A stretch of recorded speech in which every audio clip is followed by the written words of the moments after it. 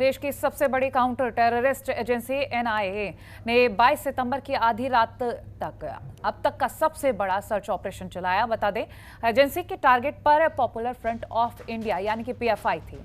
ये रेड देश के तमाम राज्यों में मारी गई। एनआईए को इस एंटी टेरर सर्च ऑपरेशन में भारी कैश, डिजिटल डिवाइस, आपत्तिजनक डॉक्यूमेंट्स और तेज धार हथियार भी बरामद हुए हैं। साथ ही इसमें 106 कार्यकर्ताओं को गिरफ्तार भी किया गया है, जिसमें कई नेता और पीएफआई सदस्य शामिल हैं। एनआईए के महा सर्च ऑपरेशन के बाद पीएफआई के खेमे में हलचल मच गई है। माना यह जा रहा है कि केंद्र सरकार students Islamic movement of India यानी कि सिमी की तरह पॉपुलर फ्रंट ऑफ इंडिया पर प्रतिबंध लगा सकती है। इस छापेमारी के दौरान जो कुछ भी सामने आया है, उसकी मदद से केंद्रीय गृह मंत्रालय इस संगठन को बैन कर सकता है। इसे लेकर दिल्ली में गृह मंत्री अमित शाह ने एक उच्च स्तरीय बैठक भी की है, जिसमें एनएसए डोभाल और एनआईए चीफ समेत तमाम बड़े अधिकारी मौजूद रहे। वहीं केंद्रीय एजेंसियों की कार्रवाई के खिलाफ अपना कड़ा विरोध जताते हुए पॉपुलर फ्रंट ऑफ इंडिया ने केरल में आज सुबह से शाम तक की हड़ताल का आह्वान किया है।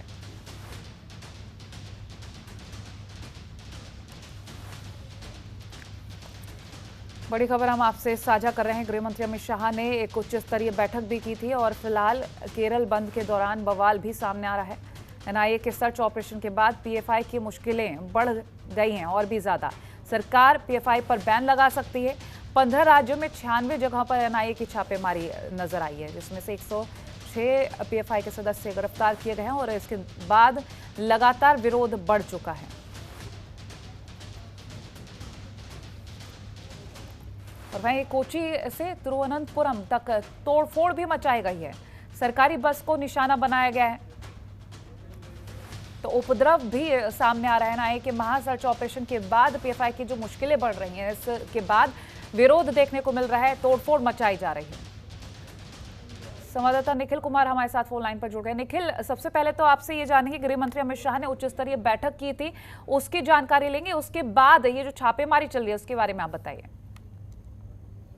जी, आज जिस तरीके से अमित शाह ने साफ कर दिया था कि कोई भी जो गतिविधियां हैं वो स्वीकार नहीं की जाएंगी और राष्ट्रीय जांच एजेंसी एनआईए की तरफ से पॉपुलर फ्रंट ऑफ इंडिया और उससे जो लिंक हैं, पूरे देश भर में छापेमारी, टेरर फंडिंग जो कैंप चलाए जा रहे हैं, जो युवाओं को बरगलाया जा रहा है, जिस तरीके से ट्रेनिंग दी जा रही है, तमाम आरोप जो पीएफआई पर लगे हैं, उसको लेकर ईडी और एनआईए की 11 राज्यों में छापेमारी चल रही है। और पूरे अगर देश भर की अगर बात करें तो 11 राज्यों से करीब 106 लोगों को अलग अलग मामलों में गिरफ्तार किया गया है। इसके साथ ही एनआईए ने पीएफआई के राष्ट्रीय अध्यक्ष जो ओएम सलाम और दिल्ली के अध्यक्ष परवेज अहमद को भी गिरफ्तार किया है। राष्ट्रीय राजधानी दिल्ली की बात करें तो दिल्ली में भी जिस तरीके से शाहीन बाग में कल छापेमारी की गई और उत्तर प्रदेश, तेलंगाना, कर्नाटक, राजस्थान, मध्य प्रदेश जैसे कई विभिन्न इलाकों में, विभिन्न राज्यों में छापेमारी एनआईए की तरफ से की गई है। और इसके साथ ही एनआईए ने यूपी, केरल, आंध्र प्रदेश, तेलंगाना, कर्नाटक अलग अलग जो राज्यों में छापेमारी की है, जिसके आधार पर जांच एजेंसी आज क्रैकडाउन कर रही है। 11 राज्यों में ईडी, एनआईए और राज्यों की पुलिस ने 6 लोगों को, जो राज्यों की पुलिस के साथ भी छापेमारी की, जिसमें 106 लोगों को गिरफ्तार किया गया है। तमाम आरोप जो हैं जांच एजेंसियों ने लगाए हैं। जिस तरीके से पीएफआई पहले से युवाओं को बरगलाती रही है, टेरर फंडिंग हो या आईएसआईएस से जो भी जुड़े कुछ लिंक हैं, इस मामले में कई लोगों को हिरासत में लिया गया है और अभी भी ये छापेमारी जारी रहेगी। सबसे अधिक अगर छापेमारी में अगर बात की जाए तो 11 सबसे अधिक 22 लोगों को केरल से गिरफ्तार किया गया है। इसके बाद महाराष्ट्र और कर्नाटक से 20-20 लोगों को गिरफ्तार किया है, जबकि आंध्र प्रदेश से 5, असम से 9 और दिल्ली से 3, मध्य प्रदेश से 4 और पांडिचेरी से 3 और तमिलनाडु से 10 और यूपी से 8 और राजस्थान से 2 लोगों को गिरफ्तार किया गया है। अभी भी एनआईए की छापेमारी जारी है। वहीं दिल्ली के शाहीन बाग और गाजीपुर से पीएफआई से जुड़े लोगों की गिरफ्तारी हुई है। इसके अलावा लखनऊ के इंदिरा नगर से 2 लोगों को गिरफ्तार किया गया है। अभी भी अमित शाह ने जिस तरीके से अमित शाह जो गृह मंत्री, उन्होंने साफ तौर पर कर दिया कि क्या कोई भी जो देश के अंदर जो टेरर फंडिंग है, किसी भी मामले देश के खिलाफ जो भी युवाओं को बरगला रहा है, ऐसी गतिविधियां स्वीकार नहीं की जाएगी। और गृह मंत्री ने साफ संदेश में इस तरीके की जो छापेमारी चल रही है देश भर में, जिस तरीके से बीते 2-3 दिनों से लगातार देश के अलग अलग राज्यों में छापेमारी, इसको लेकर पीएफआई ने विरोध भी किया था।